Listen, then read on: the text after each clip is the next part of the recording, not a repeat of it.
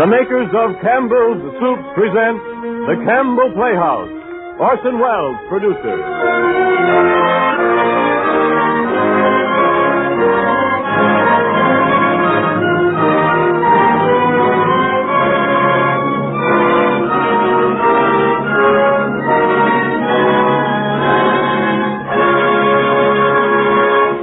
Good evening, listeners. This is Ernest Chappell speaking.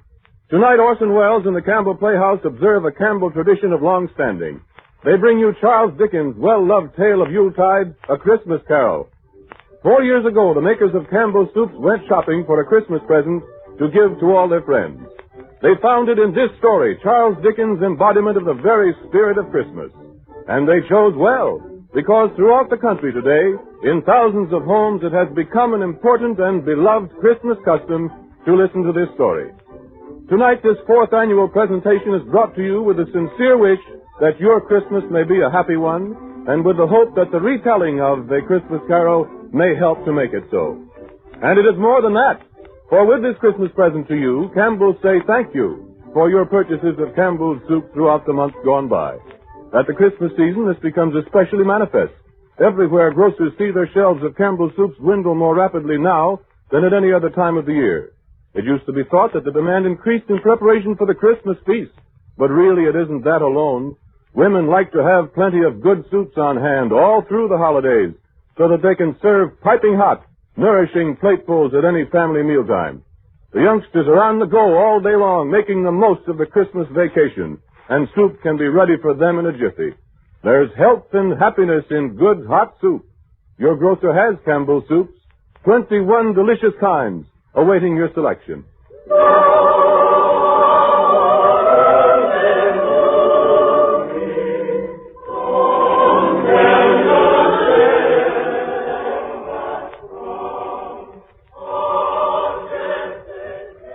And it came to pass in those days that there went out a decree from Caesar Augustus that all the world should be taxed. And all went to be taxed, every one into his own city. And Joseph also went up from Galilee, out of the city of Nazareth into Judea, unto the city of David, which is called Bethlehem, because he was one of the house of the lineage of David, to be taxed with Mary, his espoused wife, being great with child. And so it was, that while they were there, the days were accomplished that she should be delivered. And she brought forth her firstborn son, and wrapped him in swaddling clothes, and laid him in a manger, because there was no room for them in the inn. And there were in the same country shepherds abiding in the field, keeping watch over their flock by night. And lo, the angel of the Lord came upon them, and the glory of the Lord shone round about them, and they were sore afraid. And the angel said unto them, Fear not, for behold, I bring you good tidings of great joy, which will be to all people. For unto you is born this day in the city of David a Savior, which is Christ the Lord. And this shall be a sign unto you. You shall find the babe wrapped in swaddling clothes, lying in a manger. And suddenly there was with the angel a multitude of the heavenly host, praising God and saying, Glory to God in the highest, and on earth peace, goodwill toward men. Since the days of Caesar Augustus, all people have celebrated by joy the great joy which shall be to all people. For unto us was born this day in the city of David a Savior, which is Christ the Lord. And on this day, at least in the calendar of our year, we affirm the glory of our God by the laughter of our children. Every nation, according to its character and its taste, by some gift of gaiety, has enriched the tradition of this our solemnest festival. And because America is what it is, we are the fortunate heirs of the accumulated customs of almost 2,000 years of keeping Christmas. The best songs that have been sung are sung by us. The best games that have been played, we play, and the best stories ever told are ours to tell. The storytelling has persisted as a Christmas ritual in spite of the printing press, A ceremony as hilarious and as serious as hanging a stocking, dressing the tree, and kissing under the mistletoe. And because Christmas is first of all for children, Christmas stories are fairy stories first of all. It is mildly surprising that the best of them all, which we're telling again for you tonight, is for everybody, and turns out to be a ghost story. I have endeavored, writes its author on its title page, I have endeavored in this ghostly little story to raise the ghost of an idea, which will not put my readers out of humor with themselves, with each other, with the season, or with me. May it haunt their houses pleasantly, and no one wish to lay it. It is signed, your faithful friend and servant, Charles Dickens.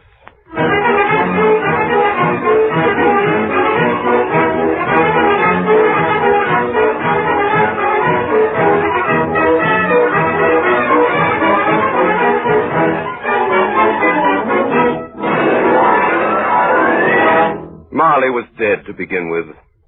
There's no doubt whatever about that. The register of his burial was signed by the clergyman, the clerk, the undertaker, and the chief mourner. Scrooge signed it, and Scrooge's name was good upon change for anything he chose to put his hand to. Old Marley was as dead as a doornail. Scrooge knew he was dead. Of course he did. Scrooge and Marley were partners. I don't know how many years. Oh, he was a tight-fisted hand at the grindstone. Scrooge, a squeezing, wrenching, grasping, scraping, clutching, covetous old sinner, secret and self-contained. Once upon a time, of all the good days in the year, on Christmas Eve, old Scrooge sat busy in his counting house. It was a cold, bleak, biting evening, foggy withal, and he could hear the people in the court outside go wheezing up and down, beating their hands upon their breasts and stamping their feet upon the pavement to warm them. The door of Scrooge's counting house was open, that he might keep his eyes upon the clerk, Bob Cratchit, who in a cold and dismal little cell beyond worked at his ledgers. 29, 9 and carry 2, 13, 17, 7 and carry 1, and... Close the door, Cratchit. Shut out that infernal noise. Yes, Mr. Scrooge. Confound their impudence. Cratchit. Yes, Mr. Scrooge. You ought to stop at Fothergill's on your way home tonight and collect that 17 shillings and sixpence he owed me since Michaelmas, and tell him I shall have the constable over here if he doesn't pay it once. Well, sir, Mr. Fothergill's wife is... What do I care about his wife? Well, I want my 17 and 6. I just thought it being Christmas... Christmas. Merry Christmas. Merry Christmas, Bob. Oh, Mr. Fred. Well, Merry Christmas. Merry Christmas to you, Uncle. Merry Christmas, Uncle. Huh? Bah. Humbug. Humbug? Christmas a humbug, Uncle? I'm sure you don't mean that. I do. Merry Christmas. What right of you to be merry? What season have you to be merry? You're poor enough. Well, come then, Uncle. What right have you to be dismal? You're rich enough. Humbug. Don't be cross, Uncle. What else can I be? I live in such a world of fools. What's Christmas to you but a time for paying bills without money? Merry Christmas. A time for finding yourself a year older and not an hour richer. If I could work my will, every idiot who goes about with Merry Christmas on his lips should be boiled with his own pudding and buried with a stake of his own holly through his heart. But, Uncle. Nephew, keep Christmas in your own way. Let me keep it in mine. Keep it. But you don't keep it. Hey, let me leave it alone then. What do you want, nephew? Christmas gift, I have no doubt. I came to wish you a Merry Christmas, Uncle. Merry Christmas. Much good may Christmas do you. Much good has it ever done you. There are many things from which I've derived good, by which I have not profited, I dare say, Uncle. Christmas among the rest. But I have always thought of Christmas time as a good time, a kind, forgiving, charitable, pleasant time. Therefore, Uncle, though it has never put a scrap of gold or silver in my pocket, I believe it has done me good and will do me good. And I say, God bless it. God bless Christmas. Hurrah! Can't we hear another sound from you out there, Bob Cratchit? You keep your Christmas by losing your situation. It's you, nephew. I wonder you don't go into Parliament. Talk enough nonsense. Don't be angry, Uncle. I want nothing from you. I ask nothing of you. Why can't we be friends? Good afternoon. I'm sorry you feel that way. Well, I've tried. Merry Christmas to you, Uncle. Good afternoon. And Happy New Year, too. Humbug. Merry Christmas to you, Bob, and the missus. And to Tiny Tim. Thank you, Mr. Fred. Same to you, sir. Good day, sir. Good day, Bob. Merry Christmas, Uncle Ebenezer. What all nonsense. Flummery. Talking of Christmas. Not a Not a sixpence to jingle against another in his trousers pocket. You there, Bob Cratchit? Yes, sir. Yes, what are you doing in there? Oh, I was only putting a bit more coal on the fire, Mr. Scrooge, seeing it's so cold in here, sir. You put that coal back in the scuttle. Yes, sir. Fire. Fire indeed. I can tell you, if you use coal at that rate, you and I will soon part in company, Bob Cratchit. You understand that? Many a young fellow like your situation, you know. I'm sorry, sir. My fingers were getting a little stiff with the cold. Then put on your mittens. Merry Christmas! Merry Christmas! Someone at the door. See who it is. Yes, sir. Merry Christmas, sir! Merry Christmas. Yes, sir?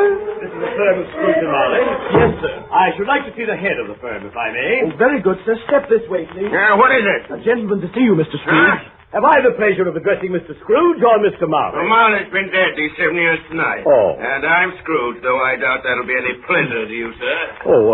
I'm sure it will. Now, Mr. Scrooge, at this season of the year, it's only fitting that we who are more fortunate should raise a fund to buy the poor some meat and drink and means of warmth. You may not believe it, sir, but many thousands are now in want of common necessities, and hundreds of thousands are in want of comfort, sir. Are there no prisons? There are plenty of prisons, sir. And the workhouses? They're still in operation, I trust? I wish I could say they are not, but they are, sir. The treadmill and the poor law are in full vigor, then? Both very busy. I'm very glad to hear that. I was afraid from what you said at first that something had occurred to stop them in their useful course. Now, sir, what do you want with me? Well, Mr. Scrooge, a few of us are endeavoring to raise a fund for the poor and destitute. What shall I put you down for? Nothing.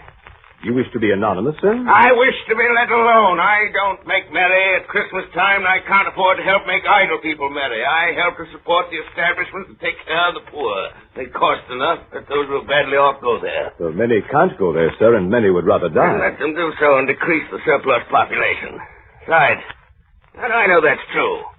You might know it someday, Mr. Scrooge. Not my business. It's enough for a man to understand his own business and not to interfere with other people. Mine occupies me constantly. Good afternoon, sir. Cratchit, show this gentleman out. Cratchit! Yes, sir. This way, sir, please.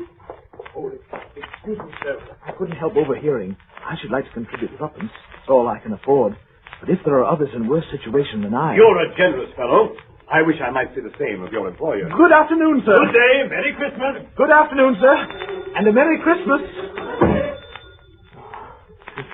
15, 24, 31, 1 and carry 3. 17, 22, 33, 3 and carry 3. 4, 7, 8, Cratchit! 12, 13. Cratchit! Oh, yes, sir. Cratchit.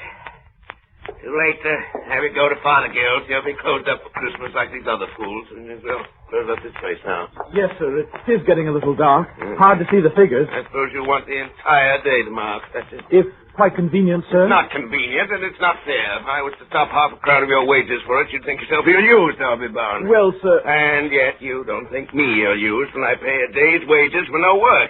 It's only once a year. Yeah, sir. once a year. Once a year, indeed. A fine excuse for picking a man's pocket every 25th of December.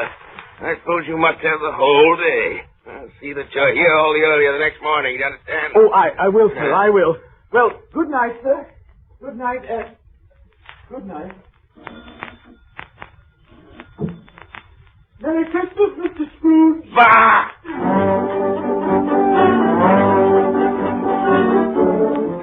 The office was closed in a twinkling, and Bob Cratchit, with the long ends of his white comforter dangling below his waist, for he boasted no greatcoat, went down the slide on Cornhill 20 times in honor of its being Christmas Eve, and then ran home to Camden Town as hard as he could pelt to play with his family at Blind Man's Buff.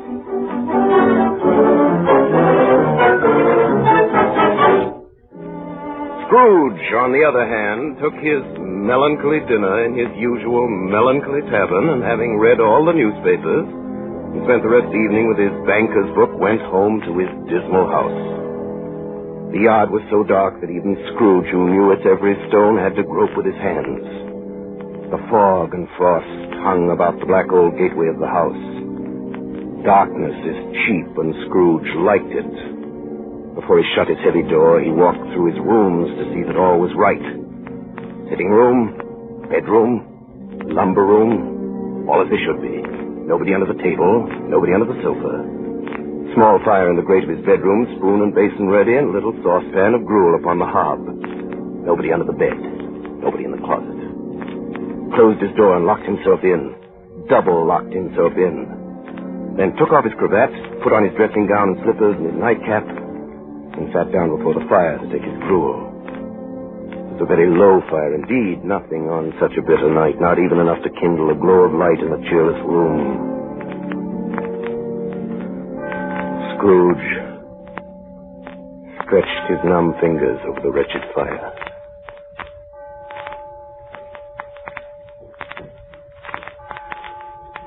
Then he saw something that made him draw them back.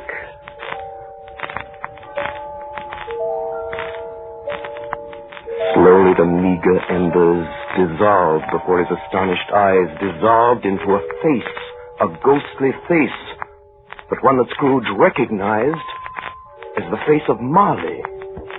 Marley, his partner, dead these 7 years. It was not angry or ferocious, but looked at Scrooge as Marley used to look, with ghostly spectacles turned up on its ghostly forehead. The hairs were curiously stirred, like flames blown from a chimney draft. And through the death-cold eyes, Scrooge saw the buttons on the back of his coat. Humbug. Humbug.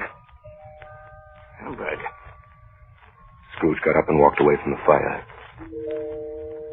As he turned, his glance happened to rest upon a bell, a disused bell that hung in the corner of the room.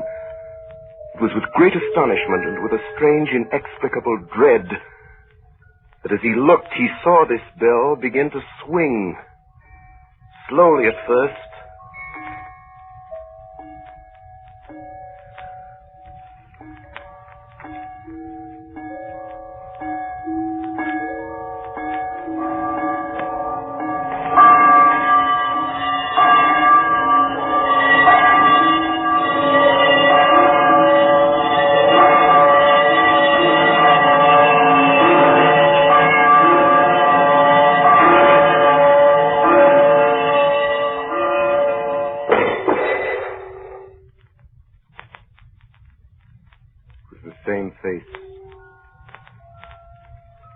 The same face he had seen in the fire, Marley's face.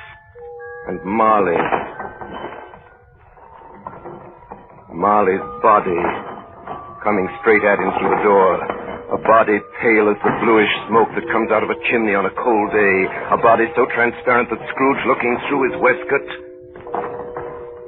could see his watch in his waistcoat pocket. The chain he drew was clasped about his middle. It was long and wound about him like a tail. And it was made of cash boxes, keys, padlocks, and heavy purses wrought in steel.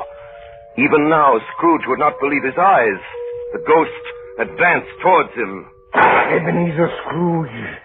Ebenezer Scrooge. Marley, what do you want with me? Much. Who are you? Ask me who I was. Who were you then? You're particular for a ghost. In life, I was your partner, Jacob Marley. Jacob Marley, but you're dead. You died 7 years ago this very night. You do not believe in me, then? I do not. Why do you doubt your senses? Because a little thing affects them. A slight disorder of the stomach makes them cheat. You may be an undigested bit of beef, a blot of mustard, a crumb of cheese, a fragment of an underdone potato. There may be more gravy than grave about you, whatever you are. Humbug, I tell you. Humbug. At this, the spirit, taking the bandage off from it round its head, as if it were too warm to wear indoors, its lower jaw dropped upon its breast. Man of the worldly mind, do you believe in me now? I do, Jacob, I do. Why do you walk the earth? Why do you come to me, Jacob? It is required of every man that the spirit within him should walk abroad among his fellow men and travel far and wide to witness what it cannot share but might have shared on earth and turn to happiness. Tell me, Jacob, well, what is that chain you wear around you? I wear the chain I forged in life.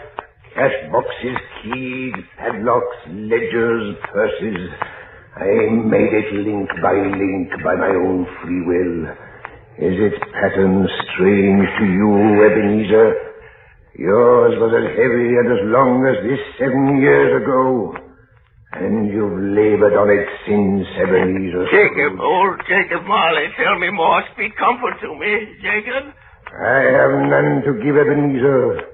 No rest, no peace, incessant torture of remorse. But you were always a good man of business, Jacob. Business. Mankind was my business. Charity, mercy, benevolence, they were all my business. The dealings of my trade were but a drop of water in the comprehensive ocean of my business. Jacob. Hear me, Ebenezer Scrooge. My time is nearly gone. I will, Jacob, but don't be hard on me. Speak to me, Jacob, but please don't be flowery. I'm here tonight to warn you that you have yet a chance and hope of escaping my fate. You were always a good friend to me, Jacob, thank you. And go on, Jacob. Listen to me, Ebenezer. You will be haunted by these spirits. I think I'd rather not. Without their visit, Ebenezer Scrooge, you cannot hope to shun the path I tread. Expect the first tomorrow when the bell tolls 1. Expect the second on the next night at the same hour. The third upon the next night. Look to see me no more. And look that for your own sake you remember what has passed between us. Marley! Jacob Marley!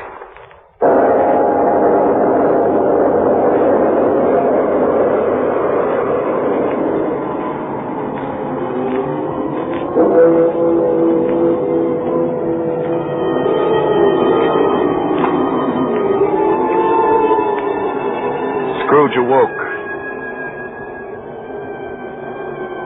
He was lying on his bed fully dressed,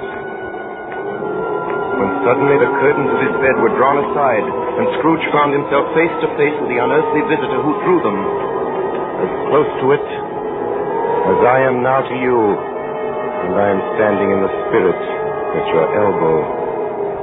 It was a strange figure, like a child, yet not so like a child as like an old man. Its hair, which hung about its neck and down its back, was white as if with age. And yet the face had not a wrinkle in it, and the tenderest bloom was on the skin. The arms were long and muscular, the hands the same, as if its hold were of uncommon strength. Its dress was of the purest white, trimmed with summer flowers. It held a branch of fresh green holly in its hand. But the strangest thing about it was that from the crown of its head there sprang a clear jet of light, by which all this was visible, and which was doubtless the occasion of its using in its duller moments a great extinguisher for a cap, which it now held under its arm. Ebenezer Scrooge. Ebenezer Scrooge. Are you the spirit whose coming was foretold to me? I am. Who and what are you? I am the ghost of Christmas past. Long past? No, your past. What business brings you here? What do you want of me? Your welfare. Ebenezer Scrooge, rise and walk with me. No, not with you. I'm mortal. I fall down. Bear but a touch of my hand, bear upon your heart, and you shall be upheld in more than this. Come, follow me. Let us go.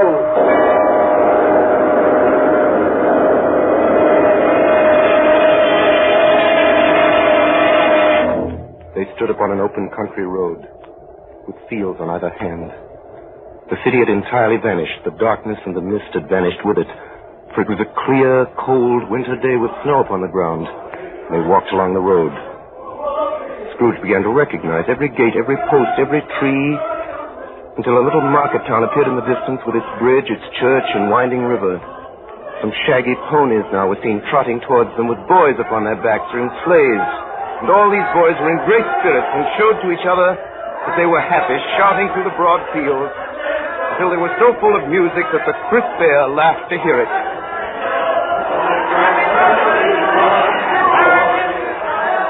And there stood old Scrooge, in his dressing gown and slippers and nightcap on the hill, and beside him the spirit of Christmas past. And now the spirit spoke again. Not all the boys and girls were singing on that Christmas day, were they, Ebenezer Scrooge? See the bleak building over there? That building? I was a boy there. Yeah, I went to school in that place. You recollect the way? I could walk it blindfold. Strange you have forgotten it for so many years. Come, let us go closer. Look through the window into this cold, barren room. What do you see, Ebenezer Scrooge? I see a boy. A solitary child, neglected by his friends, sitting alone, a book open before him. Yes, I see. I know that boy. I was lonely. Poor boy. Your lip is trembling, Scrooge. And what's that on your cheek? Nothing. I wish I was too late now. What is the matter? Nothing. There were some boys singing a Christmas carol at my door last night. I'd like to have given them something, that's all. That is all? Come, Ebenezer Scrooge. Let us see another Christmas.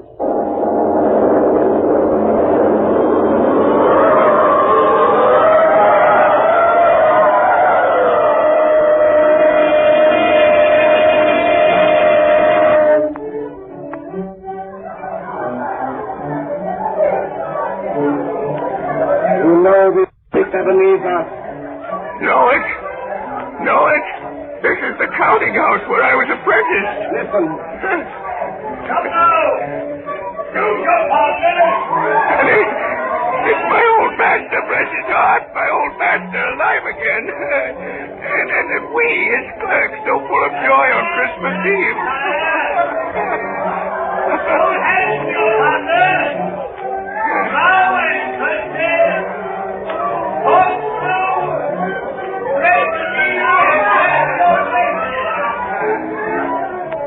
Look, Scrooge. Look at that carefree young man with the light heart and the gay smile. Do you recognize him, Ebenezer? What is the matter, Ebenezer? Nothing particular. Something, I think. No. Only I should like to be able to say a word or two. To my clerk, Bob Cratchit. No, that's all.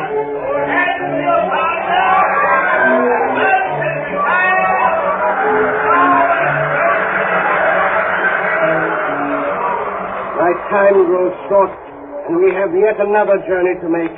Where now? Come.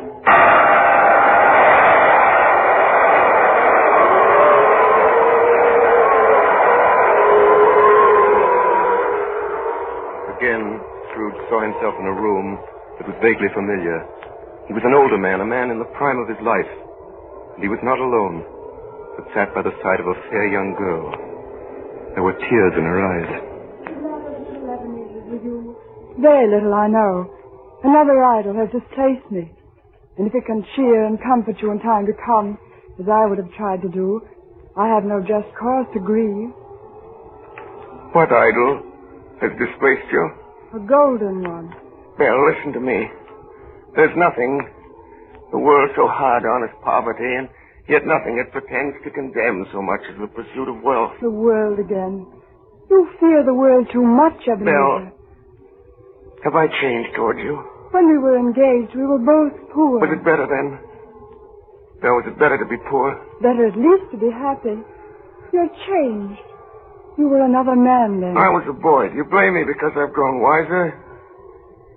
Have I ever tried to break our engagement? In words, no. Never. In what then? In a changed nature. In an altered spirit. In everything that made my love of any value in your sight.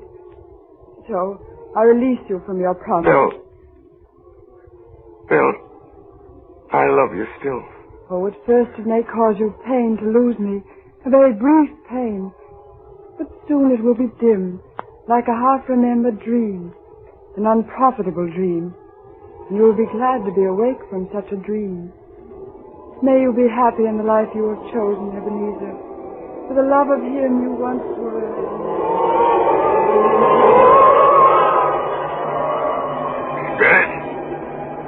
Spirit, it is enough. Show me no more. These were shadows of the things that have been. that they are what they are. Do not blame No me. no more. One shadow more. Come.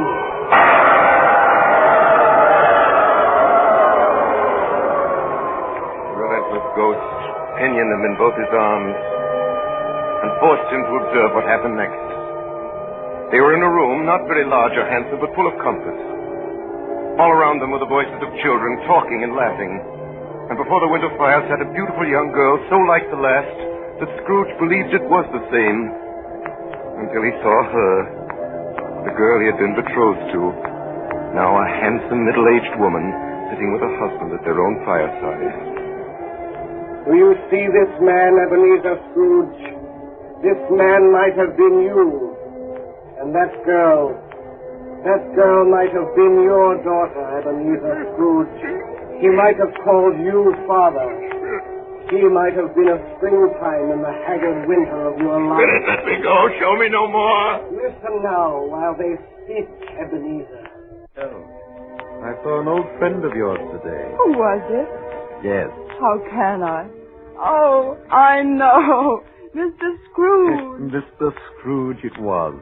I passed his office window. It wasn't shuttered, and there was a candle inside, so I couldn't help seeing him.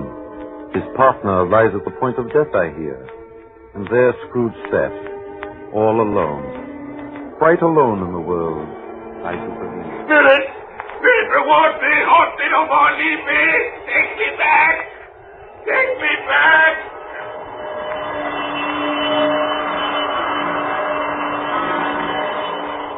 In his anguish, Scrooge began to struggle with the ghost of Christmas past. The lights in the crown of its head burned high and bright.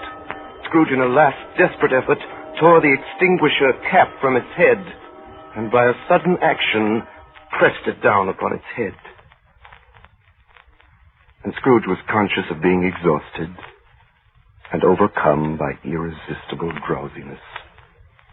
And further, of being in his own bedroom. He gave the cap a parting squeeze, in which his hand relaxed and had barely time to reel the bed before he sank into a heavy sleep. The stroke of one awakened him and sat him bolt upright in his bed.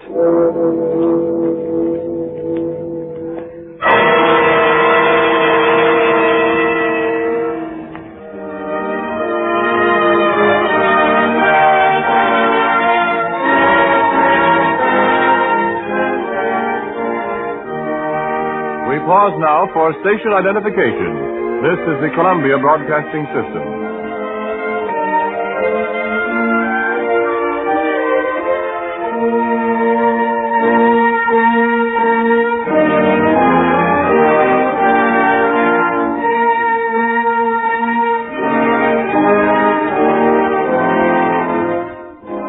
You are listening to the 4th annual presentation of Charles Dickens' A Christmas Carol, brought to you by the makers of Campbell's Soup.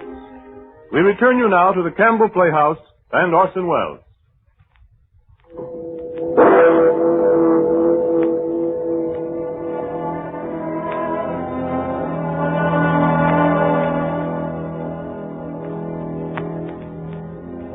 On the stroke of one, Scrooge had awakened suddenly, and had sat him bolt upright in his own bed.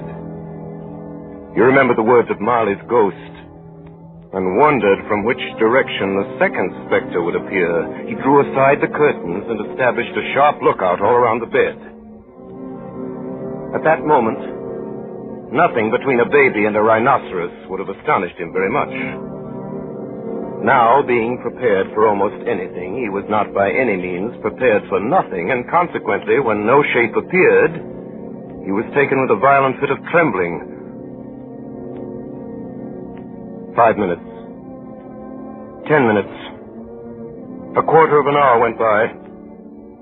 Yet nothing came. And all this time he sat upon the bed with his nightcap upon his head, the very core and center of a blaze of ruddy light which streamed upon it. Being only light, this was more alarming than a dozen ghosts.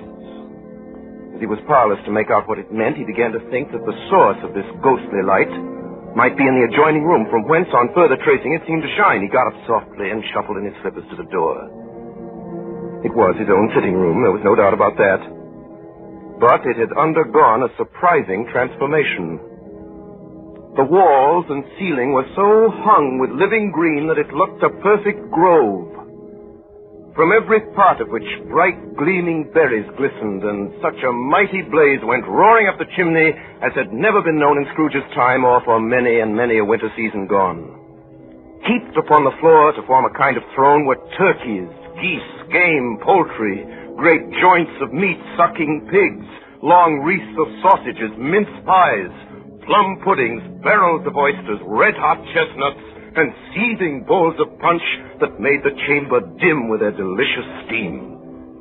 And in easy state upon this couch, there sat a jolly giant, glorious to see, who bore a glowing torch in shape not unlike Plenty's horn, and held it up high up to shed its light on Scrooge as he came peeping round the door. Come in, Ebenezer Scrooge. You know me better, man.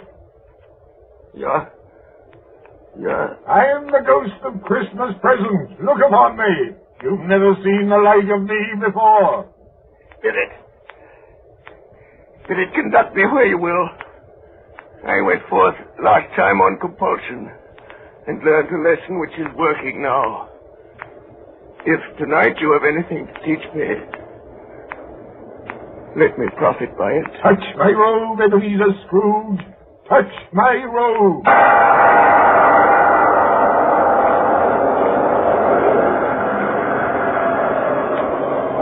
The room vanished, so did the fire. The ruddy glow, the hour of night, vanished. Sunlight brushed them as they streamed through the clear morning air. Second spectre flew at a more leisurely speed, and Scrooge had time to observe people below him shoveling snow on the city roofs, calling out to one another from the parapets, and now and then pelting each other with snowballs.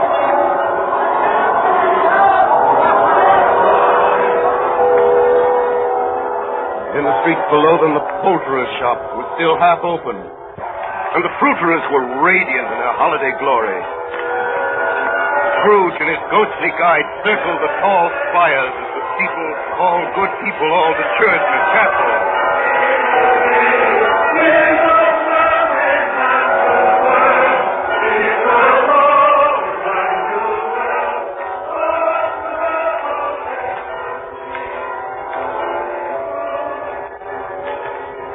And there below them lay Camden Town with its squalid streets of ugly frame houses.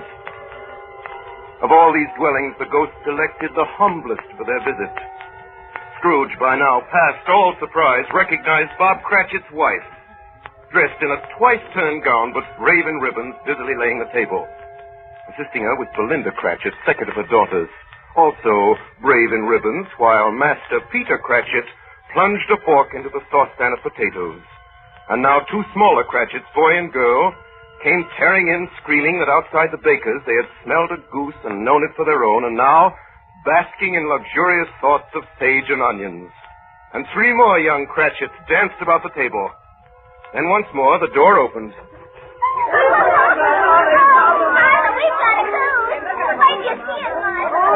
Quiet, children, quiet.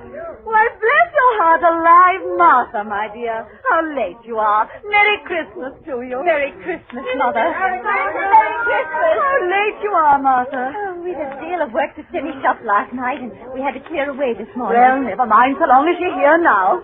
Sit you down before the fire and have a warm. Lord bless you. But where's Father? He's been to church with Tiny Tim. He'll be along directly. How is Tiny Tim, Mother? Any better at all? Sometimes I think he is, and sometimes I think, oh, dear God, if anything should happen to Tiny Tim. If Tiny Tim should die. Mother, you mustn't even think of such a thing. Here they come! Merry Christmas, Father, and Tim. Merry Christmas, Martha. And there was Bob Cratchit, with at least 3 feet of comforter, exclusive of the fringe, hanging down before him, his threadbare clothes darned up and brushed to look seasonable, and Tiny Tim upon his shoulder. Poor Tiny Tim. He carried a little crutch and had his limbs supported by an iron frame. How did little Tim behave in church, Bob? Oh, I like church, Mother. Oh, they sang the nicest hymns. The people were so kind to me. It was such fun riding home on Daddy's shoulder. He behaved as good as gold and better. Somehow he gets thoughtful sitting by himself so much and thinks the strangest things you ever heard. He told me coming home that he hoped people saw him in church because he was lame, and it might be pleasant for them to remember on Christmas Day who made lame beggars walk and blind men see. Tim, you darling. Mother! Oh, yes, children, all ready. Come, take your places and wait your turn. There's plenty of stuffing and dressing and plum pudding for all of you. Now, Martha, you take care of Tiny Tim, that's right, and see that he eats plenty. He must get strong and well. Now shall we say grace? Yes, Bob. Our Father who art in heaven, we thank thee for the daily bread which in thy mercy thou dost give to us. Bless us this Christmas day, keep us all together, so that for many years to come we may unite here to do thy will and praise thy name. Amen. Amen. And now, my dears, with such a dinner, a toast. A Merry Christmas to us all, and God bless it. God bless us, everyone. And now to Mr. Scrooge. I'll give you a toast to Mr. Scrooge, the founder of the feast. The founder of the feast, indeed. Who pays you all 15 shillings a week? I wish I had him here. I'd give him a piece of my mind to feast on, and I hope he'd have a good appetite for it. My dear, the children, Christmas Day. Well, it should be Christmas Day, I'm sure, on which one drinks the health of such an odious, stingy, unfeeling man as Mr. Scrooge. You know he is, Bob. Nobody knows it better than you, poor fellow. My dear, Christmas Day. Well, I'll drink his health for your sake and the day's, not for his. Long life to him. A Merry Christmas and a Happy New Year. You'll be very merry and very happy, I have no doubt. And I say God bless him too, Mother. And everyone. There was nothing of high mark in all this. They were not a handsome family, these Cratchits. They were not well-dressed. Their shoes were far from being waterproof. Their clothes were scanty and had known, very likely, the inside of a pawnbroker's, but they were happy, grateful, pleased with one another, and contented with the time. And when at last they faded, Scrooge had his eye upon them, and especially on Tiny Tim, until the last. Spirit! Spirit! Tell me if Tiny Tim will live. I see a vacant seat in the poor chimney corner, and a crutch without an owner, carefully preserved. No, kind Spirit. Say he will be spared. Say he will live. If these shadows remain unaltered by the future, the child will die.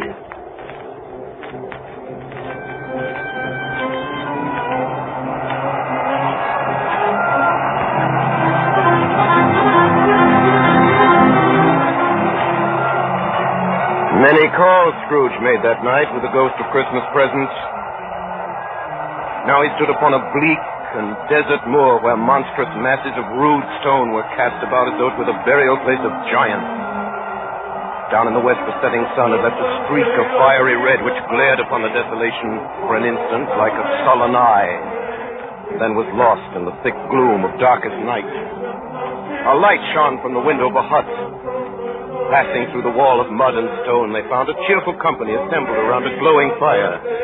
An old man and woman, with their children and their children's children, all decked out gaily in their holiday attire. In this great Ebenezer Scrooge, the miners live who labor in the bowels of the earth. Still they know me. You hear? Spirit did not tarry here, but bade Scrooge hold his robe. And passing on above the moor, they sped on. Whither? Not to see. To see. To Scrooge's horror. Looking back, he saw the last of the land. Below him were the waves breaking upon a frightful range of rocks.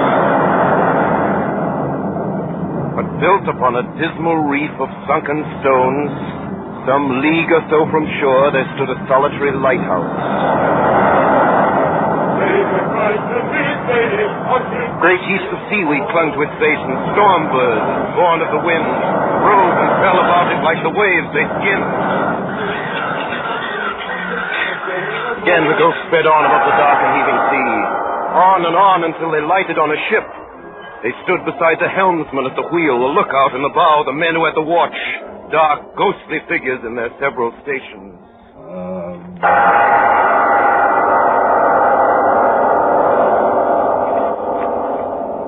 Much they saw, and far they went. And many places they visited, but always with a happy end. The spirits stood beside sick beds, and they were cheerful. On foreign lands, and they were close at home. By poverty, and it was rich.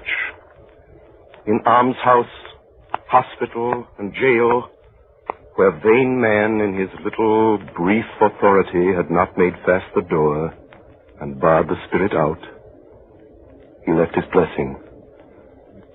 It was a long night, if it were only a night.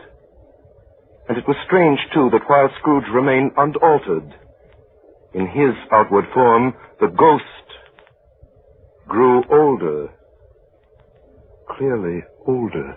My life upon this globe is very brief, Ebenezer. It ends tonight. Tonight? Tonight at midnight. Hark. The hour is come. Not yet. There are still more things I wish to learn. These you will learn from still another spirit. Still another spirit, Ebenezer.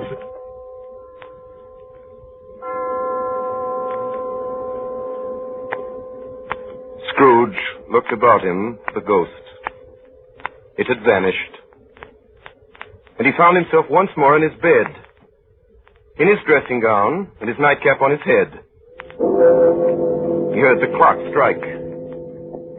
And then he remembered the prediction of old Jacob Marley, and lifting up his eyes, beheld a solemn phantom, draped and hooded, coming toward him like a mist along the ground.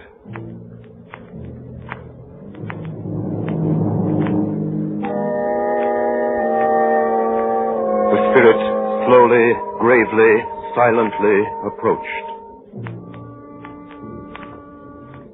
In the very air through which it moved seemed to scatter gloom and mystery. I am the ghost of Christmas yet to come.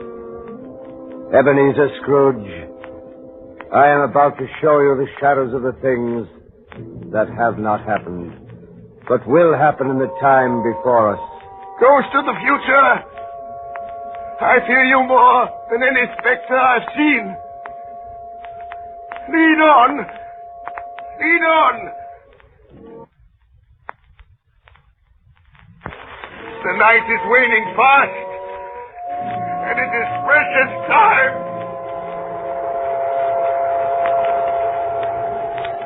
Scrooge followed in the shadow of its dress, which bore him up, he thought, and carried him along. And suddenly, they were in a room which Scrooge seemed to remember having seen before, where a woman and a child were. Oh, my son, my little son, tiny Tim, I loved him so. Mother, dear, you mustn't. It's almost time for Father to be home. Don't let him see you crying. Yes, Mother. He's late tonight. He walks slower than he used to. And yet, I've known him to walk very fast indeed, with tiny Tim on his shoulder. So have I, Mother. But he was light to carry, and his father loved him so that it was no trouble. No trouble at all. Bob. Good evening, my dear. You're late, Bob. I'm sorry, my dear. I went to the churchyard today. I wish you could have gone with me. It would have done your heart good to see how sweet and green a place it is. But you'll see it often. I promised Tiny Tim we'd walk there on a Sunday. Oh, Bob. It's God's will, my dear. Oh, my son, my little son. Tiny Tim. I loved him so. Oh.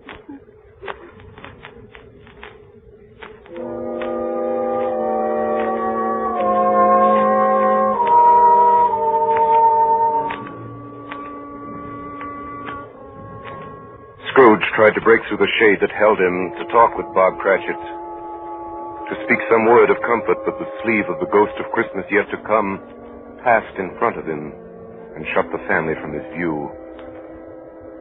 And now they were in an obscure part of the town where Scrooge had never been before.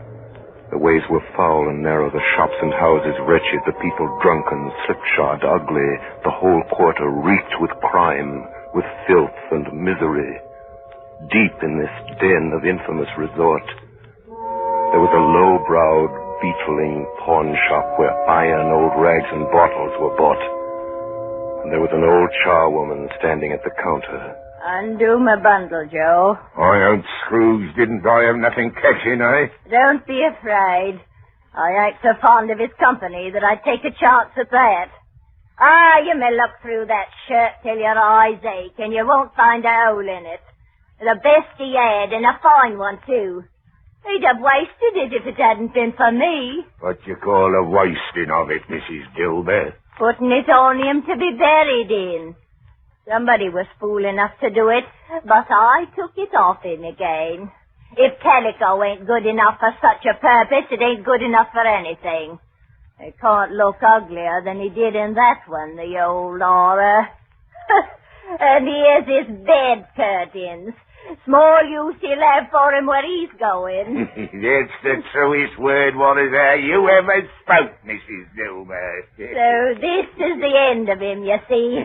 He frightened everyone away from him when he was alive to profit us when he was dead.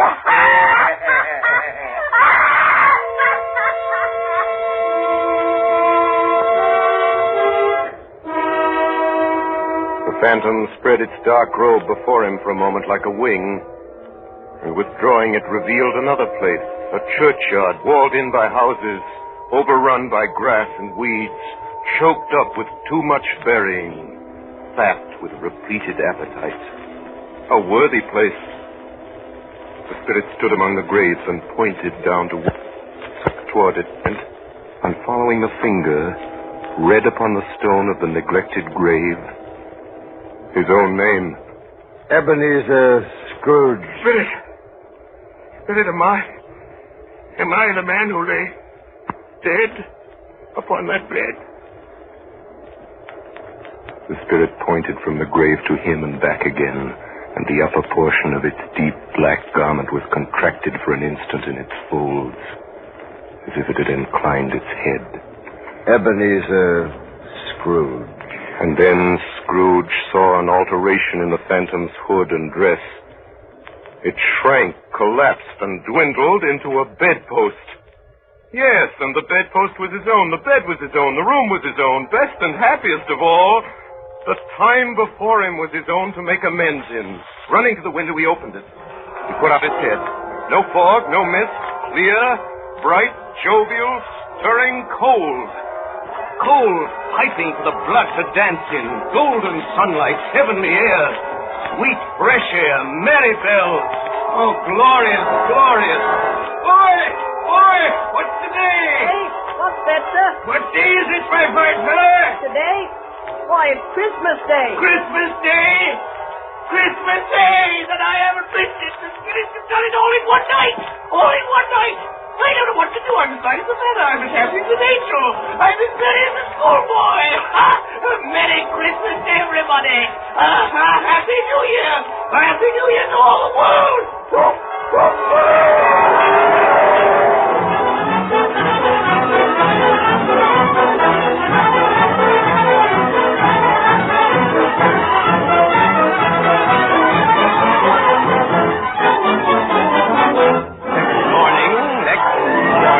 Scrooge was early at his office.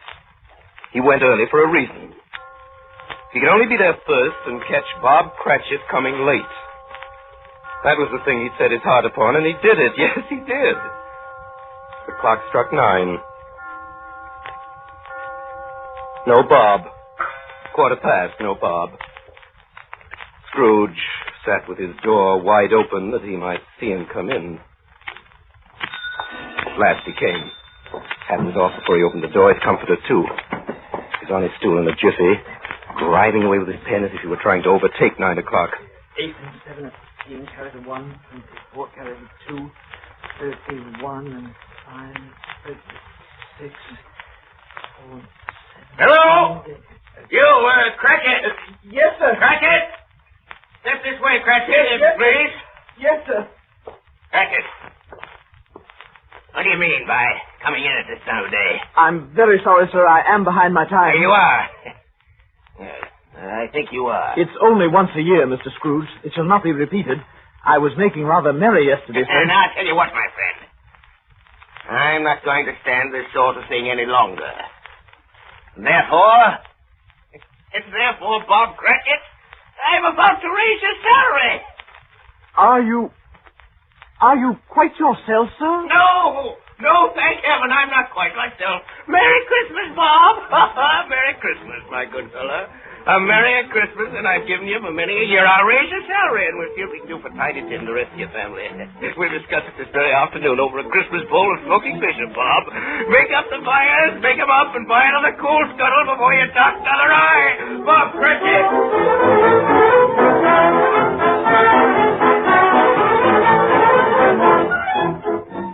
And Scrooge was better than his word. He did it all, and infinitely more, and to Tiny Tim, who did not die, he was a second father. He became as good a friend, as good a master, and as good a man as the good old city knew, or any other good old city, town, or borough in the good old world. He had no further intercourse with spirits, but lived upon the total abstinence principle ever afterwards. And it was always said of him that he knew how to keep Christmas well, if any man alive possessed the knowledge. May that be truly said of us and of all of us. And so as Tiny Tim observed, God bless us, everyone. Sing hallelujah, sing hallelujah, sing glory to the Lord. Sing hallelujah, sing hallelujah, sing glory to the Lord. Sing hallelujah, sing hallelujah, sing glory to the Lord. You have just heard the 4th annual presentation of Charles Dickens' A Christmas Carol, offered for your enjoyment by the makers of Campbell's Soups. And here is Orson Welles. Ladies and gentlemen, this is the first year I've shared in this happy tradition of the Campbell Playhouse, and I'm only sorry that very, very grand actor, Lionel Barrymore, was not able to come to New York this Christmas to be part of our broadcast tonight. We're depending upon him to be with us next year, as he's been in the past, and I'm looking forward to it. And now, a word about next week's show. Next Friday night, I shall have the great pleasure of welcoming as our guest star one of the most elusive stars in motion pictures, Miss Katharine Hepburn. Miss Hepburn, making her first radio appearance in more than 4 years, joins me in a dramatization of Ernest Hemingway's greatest novel, Farewell to Arms.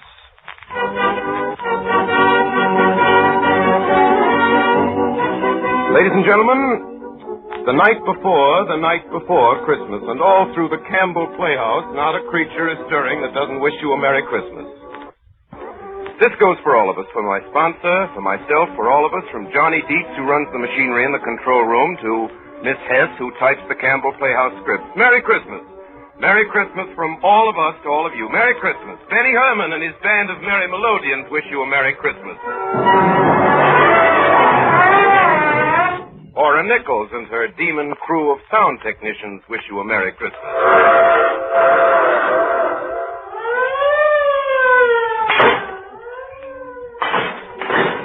Orson Welles and his considerable aggregation of dramatic talent, including Hiram Sherman, who played Bob Cratchit, Ray Collins, who was the man who asked for alms, Frank Reddick, who was the ghost of Christmas yet to come, Eustace Wyatt, who was the ghost of Christmas present, Arthur Anderson, who was the ghost of Christmas past, Al Shirley, who was Marley's ghost, Alice Frost, who was the charwoman, Brenda Forbes, who was Mrs. Cratchit, Joseph Cotton, who was Nephew Fred, Anna Stafford, who was Belle, Kingsley Colton, who was Tiny Tim, and George Spelman, who was Mr. Feswig. All wish you a Merry Christmas. Merry Christmas! And finally, as Tiny Tim says, God bless us, everyone.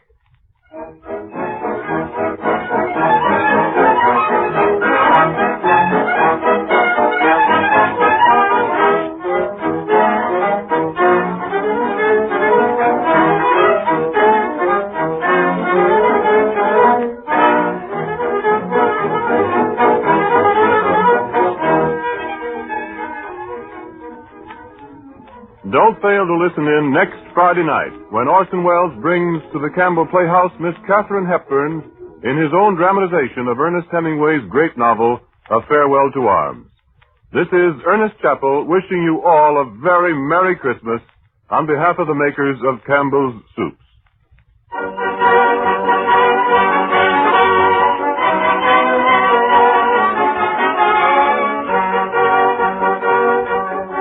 This is the Columbia Broadcasting System.